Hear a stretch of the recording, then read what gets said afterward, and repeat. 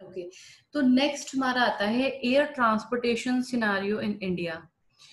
So since earlier 20th century, civil aviation has become one of the most fascinating industry in the world. Civil aviation has become the backbone of world transport and prime necessity of trade and commerce.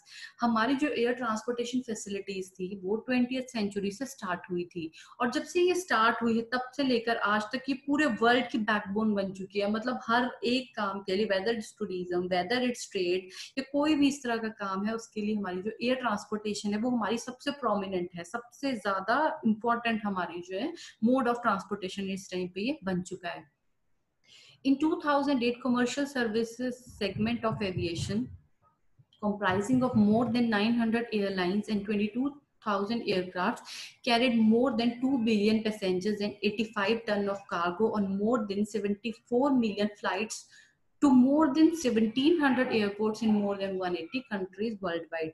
तो जो हमारा 2008 में जो हमारी commercial service segment थी, उनमें क्या था, 900 प्लस एयरलाइंस हमारे पास थी, 22,000 हमारे पास एयरक्राफ्ट थे, 2 बिलियन पैसेंजर से भी ज्यादा पैसेंजर को उन्होंने वहां से ट्रांसपोर्ट किया था, और 85 टन ऑफ कार्गो मीन्स जो भी आपका सामान होता है, आपकी एयर मेल्स हो गए या कोई भी अदर पार्सल हो गए, वो उन्होंने कैरी किया था, जो 74 मिलियन फ्लाइट्स में उन्होंने कैरी किया था, और 1700 एयरपोर्ट्स का उसमें यूज हुआ था थ्रू आउट द 180 कंट्रीज थी वर्ल्ड वाइड में. वहां पर millions more private, corporate and charter general aviation operations were conducted at thousands of general aviation and commercial airports throughout the world. The magnitude of impact of commercial air transportation industry is tremendous, contributing more than 2.6 trillion in economic activity, which is equal to 8% of world gross domestic product, supporting 29 million jobs. Okay. तो हमारे बहुत सारे private planes भी थे उस time पे, corporate planes भी थे जो बिजनेस पर्सन यूज करते हैं अपने लिए, चार्टर होता है जो आप मतलब लीज पे लेते हैं, रेंट आउट करते हैं, वो वाले प्लेन्स थे, और 1000 ऐसे जनरल एविएशन और कमर्शियल एयरपोर्ट्स उस टाइम पे वर्ल्ड में थ्रू आउट जो है अवेलेबल थे, उस टाइम स्टार्ट हो चुके थे. अच्छा, करंटली अगर हम देखें जो कमर्शियल एयर ट्रांसपोर्ट इंडस्ट्री है, उसका हमारा मतलब वो टोटल वर्ल्ड की ग्रॉस, जितनी वर्ल्ड में टोटल ग्रॉस डोमेस्टिक प्रोडक्शन होती है ना, जो वर्ल्ड की टोटल मतलब जो मनी अर्न करता है ना वर्ल्ड, उसका 8% तो सिर्फ आपको एयर ट्रांसपोर्टेशन से ही मिल जाता है, जिसमें क्या है 29 मिलियन लोगों को इन्होंने जॉब जो है वो प्रोवाइड की हुई है.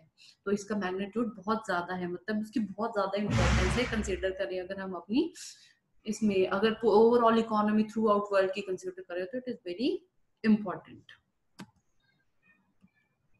Next, in 1933 Indian Transcontinental Airways Limited was formed for foreign flights. 1933 में क्या हुआ था, इंडियन में कॉन्टिनेंटल एयरवेज जो है वो फॉर्म हुआ था, ताकि जो फॉरेनर फ्लाइट्स हैं, मतलब जो डोमेस्टिक फ्लाइट्स को छोड़ के जो फॉरेनर फ्लाइट्स हैं वो मतलब फॉर्मेशन हुई थी वहां पर, ताकि वो फ्लाइट्स को जो है दोबारा से स्टार्ट कर सकें. Air transport licensing board came into being in 1946. आपका 1946 में एयर ट्रांसपोर्ट लाइसेंसिंग बोर्ड जो है वो आपका उस टाइम क्रिएट हुआ था, मतलब उस टाइम लाइसेंसिंग बोर्ड उस टाइम एक्सिस्टेंस में आया था. Tata Airlines change its name to Air India Limited in 1946. पहले जो आपकी एयरलाइंस थी उनका नाम था टाटा एयरलाइंस, तो बाद में टाटा एयरलाइंस ने जो है अपना नाम जो है एयर इंडिया लिमिटेड को चेंज कर लिया था 1946 में. For external services, the Government of India entered in agreement in November 1947, a new formed organization named as Air India International Limited.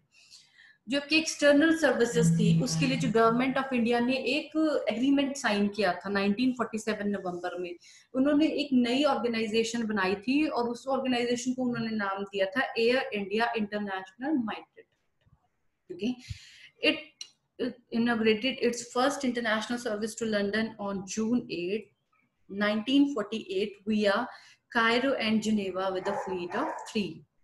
इन्होंने क्या किया था, अपनी इंटरनेशनल सर्विस लंदन से इन्होंने स्टार्ट की थी, लंदन के लिए इन्होंने स्टार्ट की थी जून 8 को, और 1948 में वो वहां से होते हुए कायरो और जनेवा तक गई थी.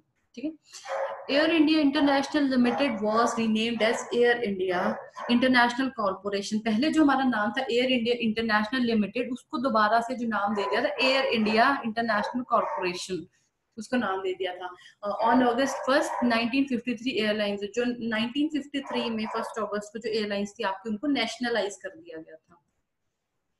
In April 1960, Air India celebrated entry into jet age by starting Boeing 707 services to London and later in May to New York, becoming first Asian carrier to operate over the Atlantic। 1960 में जो हमने jet as में जो है अपना हमने कदम रख दिया था।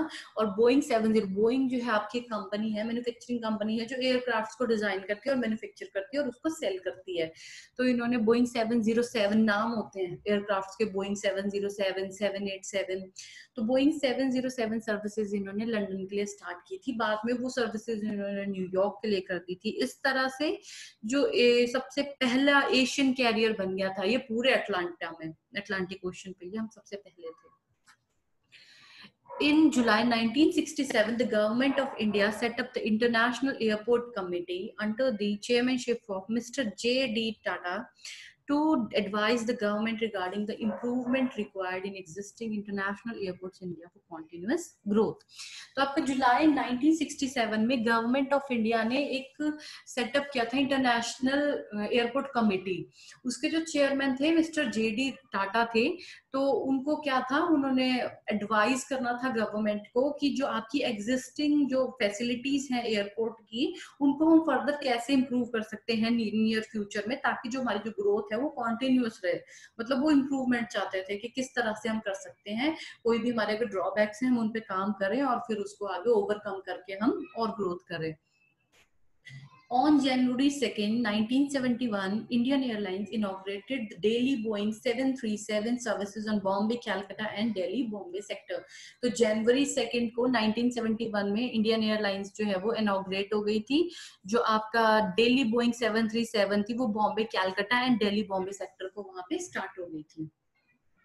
International Airport Authority of India was set up in April 1972 for the operation management, planning and development of 4 different airports. तो आपकी जो international airport authority of India जो थी वो 1972 में हुई थी, मतलब जनवरी अप्रैल में। और जो इसमें प्लानिंग डेवलपमेंट थी वो डिफरेंट एयरपोर्ट्स की वहां पर हुई थी। जो आपकी फर्स्ट कमर्शियल फ्लाइट इंडिया की थी वो फेब 18 को हुई थी 1911 में। जो एक फ्रेंच पायलट था मोन्सेनर पिग्योट, उन्होंने उसको एयर मेल्स को लेके गए थे। वो मतलब एयर मेल्स होती है ना, जैसे पहले हमारे हम डालते थे नॉर्मल डाल देते, वो पोस्ट करते थे ना, पोस्टमैन वगैरह ले जाते थे। तो एक तरह से एयर मेल्स होती थी, मतलब कोई भी मेल्स होती हैं उसको हम जल्दी पहुंचाना चाहते हैं तो इन्होंने एयर मेल्स का यूज किया था। जैसे अब हम कोरियर पार्सल वगैरह मंगवाते हैं तो ऐसे पहले एयर मेल्स चलती थी, आज भी एयर मेल्स होती हैं। तो इलाहाबाद टू नैनी जो है वो चली थी और जो डिस्टेंस था वो 7 किलोमीटर था, जो फ्यू मिनट्स में हो जाता है। क्योंकि आज की डेट में तो 203 किलोमीटर का भी 300 किलोमीटर का डिस्टेंस भी हम कर लेते हैं आराम से 15 मिनट्स में कवर, अगर हम बाय एयर मोड जाएं तो वो बहुत फ्यू मिनट्स में जो है वो कवर कर लिया था। In 1953, the government nationalized the airlines, merged them and created Indian Airlines। अच्छा, 1953 में जो गवर्नमेंट है उन्होंने एयरलाइंस को नेशनलाइज कर दिया था, मतलब उसको एक कर दिया था कि वो नेशनलाइज्ड है, उन सबको मर्ज कर दिया था आपस में और उसके बाद इंडियन एयरलाइंस जो है उसको नाम दे दिया था। For the next 25 years, J.R.D. Tata remained the chairman of Air India and director on the board of Indian Airlines। तो क्या था, 25 years तक जो है जो J.R.D. टाटा थे वही चेयरमैन रहे थे एयर इंडिया के, और वो डायरेक्टर भी थे बोर्ड ऑफ इंडियन एयरलाइंस के।